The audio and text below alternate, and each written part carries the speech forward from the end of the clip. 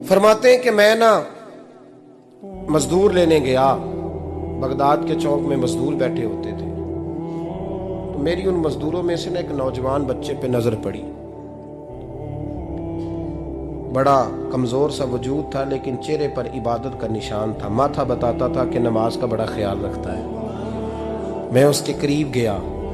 चेहरे भी बड़ा कुछ बताते हैं ना, चेहरों में भी बड़ी रानाई होती है। फरमाते हैं मैं करीब गया, मैंने उसको कहा बेटे मजदूरी करोगे? तो कहने लगा मजदूरों में बैठा हूँ तो हुजूर मजदूरी के लिए ही तो बैठा हूँ। तो मैंने कहा कि चलो फिर। कहने लगा नहीं मेरी कुछ शर्तें। मैंने कहा बताओ। कहने लगा पहली शर्त यह है कि लोग 4 दिनार दिहाड़ी लेते हैं, मैं 3 दिनार लूँगा। मैंने कहा यार भाई तो बड़ी बेहतरीन है, बाकी भी इस तरह की रख ले। उसने कहा हुजूर दूसरी शर्त यह है कि मैं आपकी मुकम्मल बात मानूंगा, लेकिन जब अजान हो जाएगी फिर आपकी नहीं सुनूंगा। तीसरी बात उसने ये की कि हुजूर मैं आपके घर में काम करूंगा पर आपके किसी सवाल का जवाब नहीं दूंगा। कहते मैंने कहा यार तू बड़ा अजीब है, शर्तें तो मालिकों की होती हैं। कहने लगा जी बहरहाल मैं शर्तें लगा के जाता हूँ। फरमाते मैं उसे घर ले आया। काम मैंने उसको बताया तो जो काम मजदूर सारे दिन में करता है ना, उसने 2 घंटे में ही कर दिया। हमारे मजदूर सिगरेट पीने में भी तो आधा घंटा लगाते हैं, वो चाय पीने जाएं तो पौना घंटा। वहां उनको भी तो दयानतदारी करनी चाहिए कि नहीं करनी चाहिए? ने मुआहदा किया है ना जी, तो पूरा उतरना चाहिए ना। कहते 2 घंटे में। अब काम जब बंदा शुरू कराता है तो काम और निकल आता है। कहते काम मैंने उसको और बता दिया, वो करने लगा। उसने मिट्टी निकाल के रखी थी बाहर रास्ते में, तो अजान हो गई जोर की। उसने वहीं कुदाल छोड़ी कही और चलने लगा। तो मेरा बेटा कहने लगा इसको जरा बराबर कर दो। कहने लगे चुप कर जा, तेरे बाप से बात हुई थी, जब अजान होती है तो मैं किसी और की नहीं सुनता, सिर्फ अल्लाह रसूल की सुनता हूँ। कहते मस्जिद चला गया, नमाज पढ़ के आया तो दोपहर का वक्त था। मेरी बीबी कहने लगी इसको को खाना खा ले। कहते हमने कहा खाना खा लो। तो कहने लगा मैंने रोजा रखा हुआ, रमजान भी नहीं था, नफली रोजा रखा हुआ। फरमाते हैं शाम हुई, मैंने 3 दिनार दिए। तो मैंने कहा तेरा नाम क्या है? कहने लगा मैंने आपसे कहा था मैं किसी सवाल का जवाब नहीं दूंगा। वो चला गया। अगले दिन मैं फिर लेने गया उसे, काम कुछ और निकल आए। तो लोगों ने बताया वो सिर्फ हफ्ते वाले दिन आता है। मैंने कहा क्यों? कहने लगे जी वो कहता है मेरा हफ्ते का खर्चा 3 दिनार है, जब 3 दिनार कमा लेता हूं तो बाकी सारा टाइम अल्लाह रसूल की जिक्र में गुजार दिया करता हूं। फरमाते हैं जी अगले हफ्ते मैं फिर लेने गया। मैंने पूरा हफ्ता इंतजार किया कि काम उसी से कराना है। मैं जब गया तो मैंने कहा चलो। कहने लगा मेरी शर्तें याद है ना? और मैंने कहा याद है भाई साथ चल। फरमाते हैं काम कराया। 2-3 हफ्ते वो आता रहा।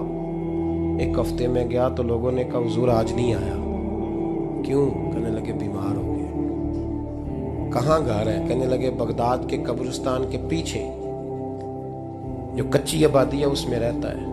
फरमाते मैं गया, दरवाजे पे दस्तक दी तो कहने लगा हुजूर आप हैं? दरवाजा खोला है, आ जाइए। फरमाते हैं मैं अंदर गया तो मैंने कहा तुम्हें कैसे पता चला मैं आया हूँ? कहने लगा हुजूर अल्लाह वाले हो, आप नहीं आना था, वरना अमीर तो गरीबों का पता लेने कोई नहीं आते। कहते मैं करीब गया तो कहने लगा मैं आपका इंतजार कर रहा था, तेज बुखार है, तप रहा। जेब से कुछ पैसे निकाले। कहने लगा ये पैसे रख लें। एक अंगूठी निकाली। कहने लगा हुजूर आज रात को मेरा इंतकाल हो जाएगा, इन पैसों का कफन खरीद के सुबह जनाजा पढ़ के मुझे दफन कर देना, और जब दफन करो तो ये अंगूठी लेके असर के बाद हारून रशीद के पास जाना। आप उसे कहना मैंने मिलना है, पर वो आपको टाइम नहीं देगा। आप उसको आवाज दीजिएगा कि तेरी एक अमानत है मेरे पास। फिर वो आपसे मिलेगा तो अंगूठी दे दें, फिर आप मेरी तरफ से फारिग हैं। हजरत फरमाने लगे तेरा नाम? और कहने लगा हुजूर वक्त थोड़ा है, आज रात मैंने जाना है, बड़ी लंबी माफ़ी मांगनी है रब करीम से, अगर मुनासिब समझे तो मुझे अपने रब से तन्हाई कर दे दे। फरमाते हैं मैं आ गया, पर उसकी बातों ने मुझे सारी रात सोने नहीं दिया। फरमाते हैं सुबह बड़ी मुश्किल से सूरज निकला। मैं गया, दरवाजे पे हाथ रखा तो दरवाज़ा खुला हुआ था। अंदर दाखिल हुआ तो खुशबुएं मेरा इस्तकबाल कर रही थी। जब चेहरे से कपड़ा हटाया तो उसका तो इंतकाल हो चुका। इंतकाल हो चुका है। ऐसे है जैसे किसी का दीदार करके सोया। कहते मैं तो 2 आदमी ले गया था जनाजे पे, पर पता नहीं दुनिया किधर किधर से आई, कहां कहां से। अखा जदों मीटियां जमाना मैनू रोवेगा, अपना ते अपना बेगाना मैनू रोवेगा। फरमाते हैं मैं तो 2 बंदे ले गया था, पर पता नहीं मखलूक कहां कहां से आई। जनाजा पड़ा, दफन किया। हारून रशीद के पास में असर के बाद गया। मैंने बुलाना चाहा पर बादशाह था, मेरी तरफ देखा ही नहीं। मैंने उसको कहा तेरी एक अमानत मेरे पास है। फरमाते हैं वो मुझे कोने पे ले गया। क्या बात है? कमरे में बुलाया, मैंने अंगूठी दी। हारून रशीद तो चीखे मारने लगा, कहने लगा अंगूठी वाला कहाँ है? मैंने कहा वो तो इंतकाल कर गया। कहने लगा मुझे कब्र पे ले चल। कहते मैं कब्र पे लाया तो वो लेट गया, तड़प के रोने लगा। मैंने कहा मेरा कलेजा फट जाएगा, ना उसने कुछ बताया ना तूने बताया, ये कौन था? तो हारून रशीद कहने लगा ये मेरा बेटा था। मैंने कहा तेरा बेटा और मजदूर? कहने लगा हुजूर ये हजरत दाऊद ताई के पास बैठा करता था, उनका मुरीद था। मुझे रोज कहता था अब्बा तूने बड़ी दुनिया इकट्ठी कर ली है, मरते वक्त तुझसे टांगे समेटी नहीं जाएंगी, इतना हिसाब नहीं तू दे सकेगा। मैं इसको समझा देता, इसकी अम्मा समझा देती। ये रोज हमें कहता छोड़ दो, आ जाओ अल्लाह रसूल की बारगाह में झुक जाएं।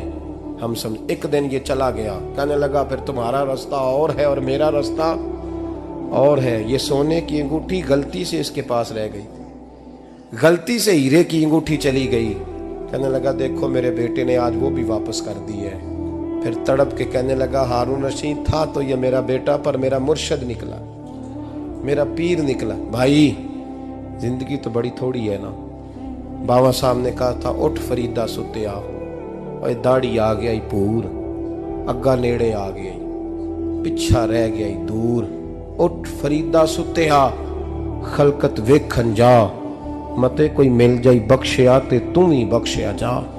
उठ फरीदा सुत्या झाड़ू दे मसीत, तू सुते रब जागदा तेरी डाडे नाल परीत।